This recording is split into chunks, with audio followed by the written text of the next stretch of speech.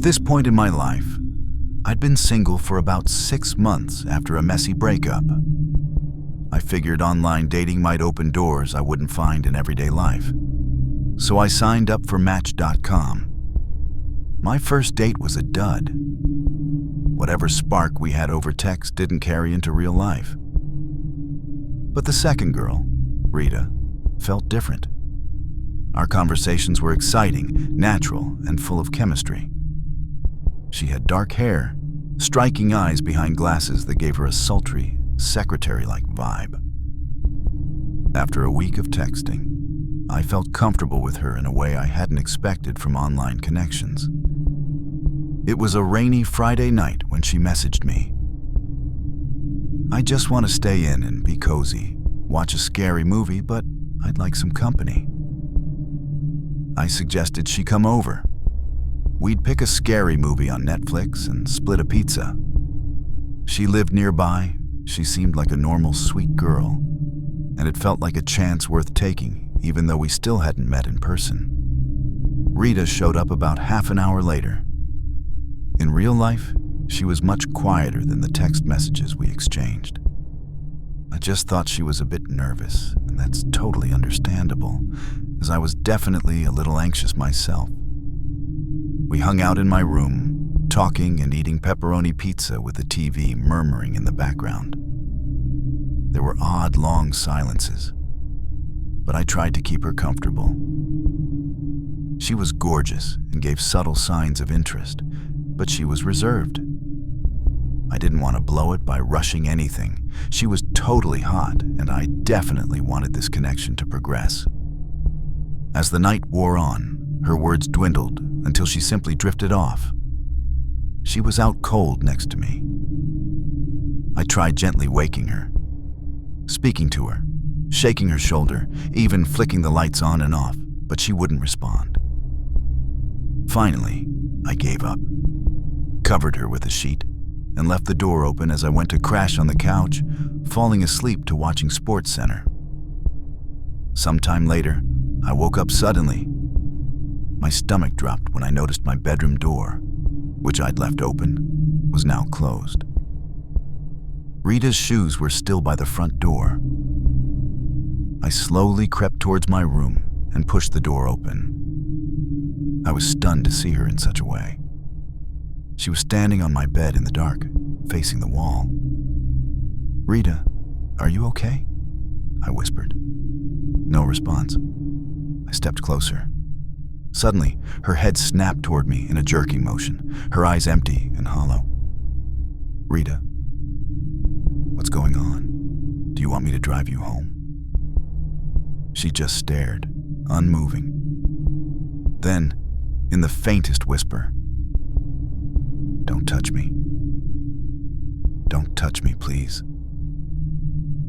Before I could react, she screamed at the top of her lungs, "Don't touch me, you creep!" Adrenaline surged through me. I tried to calm her down, but her shrieks only grew louder, blood-curdling screams that echoed through the apartment. When I instinctively reached to cover her mouth, she bit me hard. "Ouch! What the hell?" Knocking rattled my front door. I rushed away from Rita, and I opened my entrance door to find 3 neighbors, Miss Templeton, Chuck, and his wife. Concern written all over their faces. I babbled hysterically in explanation. I'd just met this girl online tonight. She started screaming out of nowhere. She even bit me. Miss Templeton then dialed 911. That's when I heard glass smashing violently in the kitchen. I rushed in to find Rita smashing plates and cups, anything she could get her angry hands on. "Rita, stop, the cops are on the way." She froze, then turned, clutching a large kitchen knife in her hand, her face twisted with rage. And then she charged at me like a wild animal. I bolted out, slamming the door and bracing it shut. "Get out of here, guys. Lock your doors." My neighbors rushed back to their homes.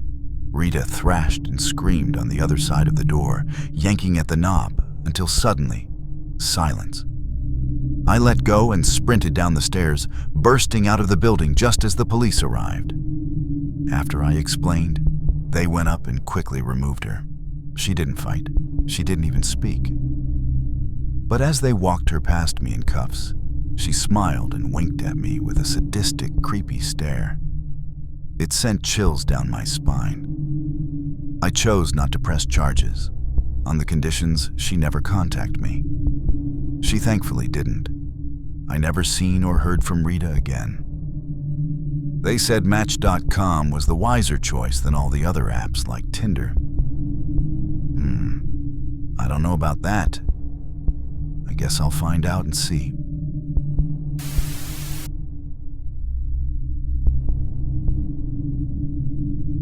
Devin, a 29-year-old male, thought he finally struck gold on Tinder after so many disappointing first dates.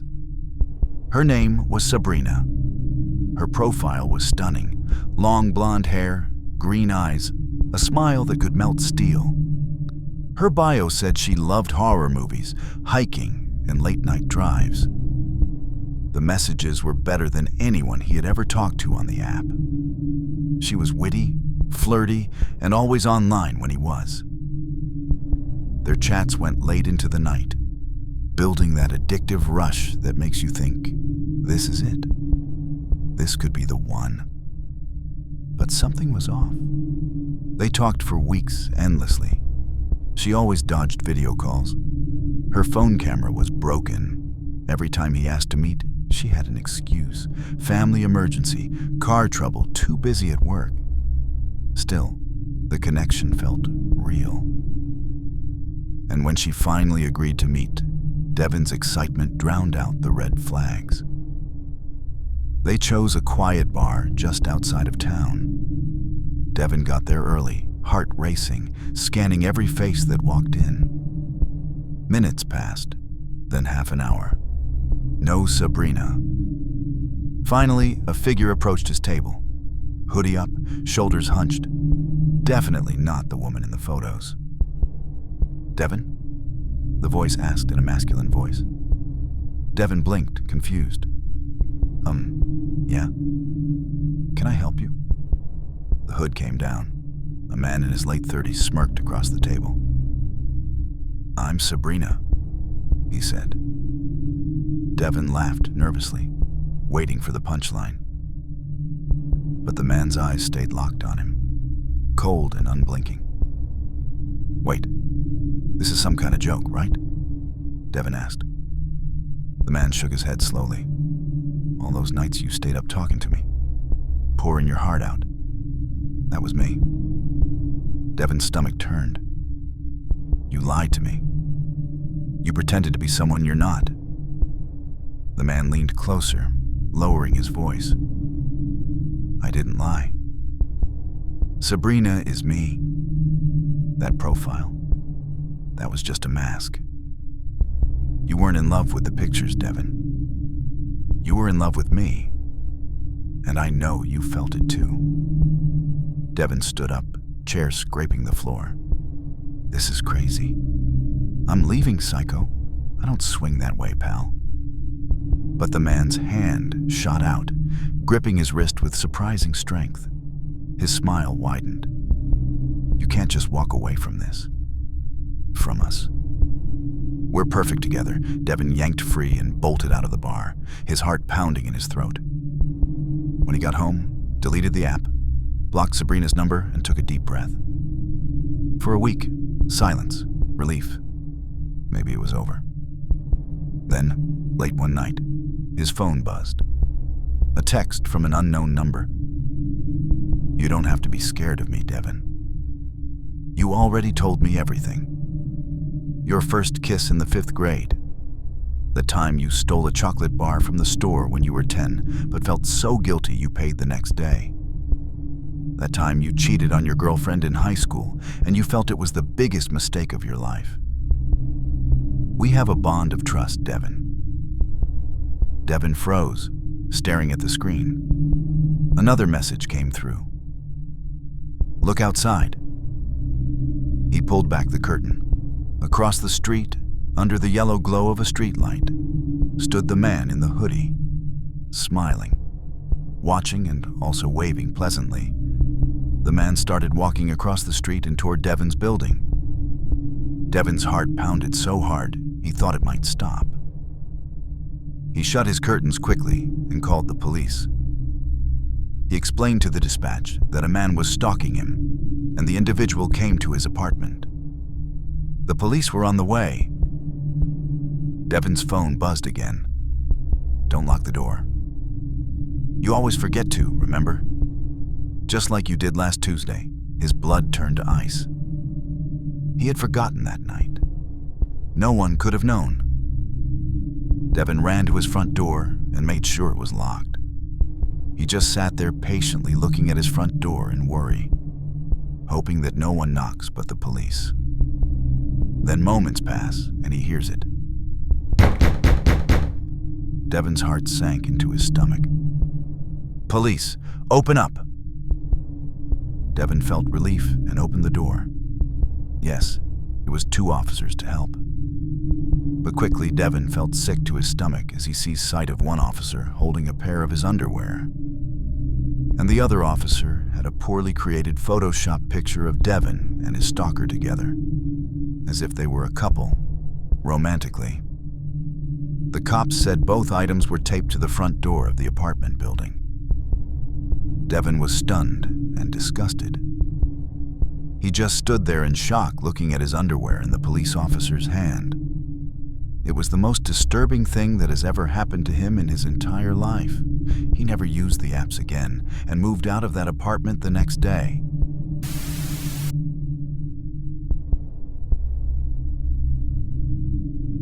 Mara had always been bad at confrontation. She met this guy Nate on Tinder. They talked for weeks and then met. When she decided she wasn't interested in Nate, this guy she'd gone on 3 dates with, she simply stopped replying. His texts stacked up. "Had a great time. Want to see you again?" Then, "Hey, everything okay?" And finally, "At least tell me why, Mara." She finally blocked his number with shame, let the guilt dissolve into her busy days, and tried not to think about him. A week later, her phone rang at 2:14 a.m. The screen showed unknown number. Against her better judgment, she answered. "Hello?" Static hissed.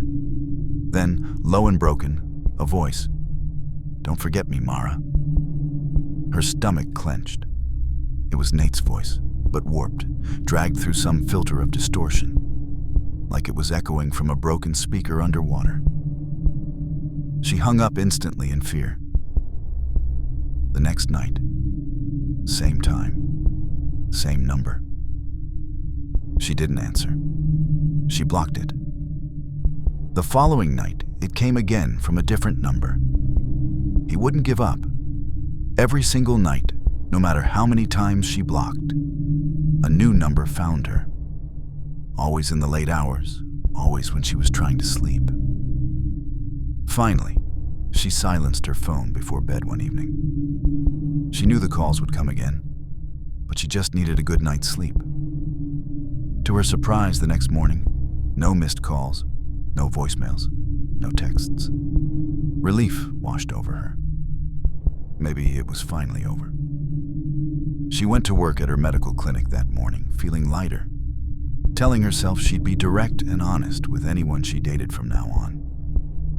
She felt at peace that this chapter with this Nate character was over. The day went smoothly. Just 10 minutes left in her shift when the front door opened at the medical clinic. It was Nate. Her heart thudded as he walked closer. He was smiling wide as he approached her desk. "Nate," she whispered sharply, "what are you doing here?" "What a surprise," he grinned. "Didn't know this was your clinic." "I'm sorry, but I'm not feeling well. Thought I should see a doctor." Mara's voice shook. "Nate, I'm sorry, I just didn't know how to say it. Please, stop calling me." For a moment, grief flickered across his face. Then he nodded. Okay. Thanks for being straight up with me. I'll find another clinic. I respect your wishes. I'll see you around. He turned and left. Mara forced a smile, relief loosening her chest. That night, exhausted, she slipped into bed and quickly drifted off. At 2:14 a.m., her phone lit up on the nightstand. Unknown number. This time, a text. Goodbye, my Mara. She felt sickness in the pit of her stomach as she looked onto the photo attached to the text. It was a photo of her front door. Paying the price.